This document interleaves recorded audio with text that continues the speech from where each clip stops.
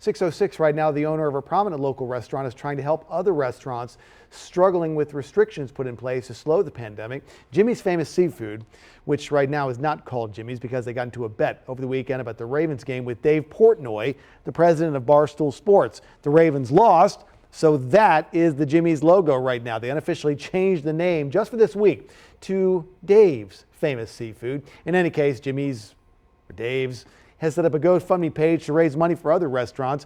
WMAR 2 News' Mark Roper is live this morning. So, Mark, what is the goal? Good morning, Christian. Well, you know, businesses usually compete with one another for customers, but the owner of Jimmy's Seafood wants to raise $100,000 to help Baltimore restaurants that are just struggling to stay in business during the pandemic.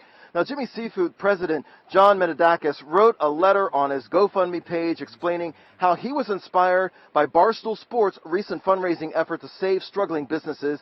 In his online post, Menadakis says Baltimore City restaurants are dying a slow, inevitable death due to the mayor's indoor and outdoor dining ban. He says these restaurants lost out on business since they were not able to open their doors during Christmas, New Year's, or the Ravens playoff run. Now, he worries about the thousands of workers who have lost their jobs as a result of the ban, and he also worries many of the city's favorite spots will never be able to reopen again because they can't survive on carry-out alone.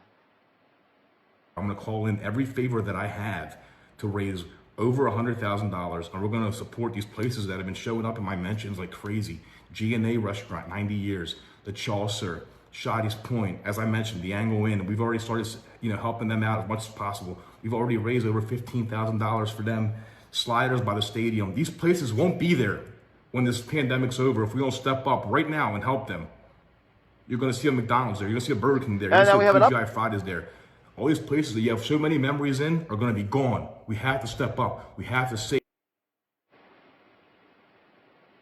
Now we have an update to Jimmy's Seafood's fundraiser from businessman, TV host, and philanthropist Marcus Lemonis. Lemonis is the host of The Profit, a CNBC reality show about saving small businesses, and he posted this tweet on Twitter saying, "Right now, you're at 40,000. I'll give you till 9 a.m. to raise 20,000 more, and I'll match it by adding 20,000 myself. I'll be in Baltimore tomorrow."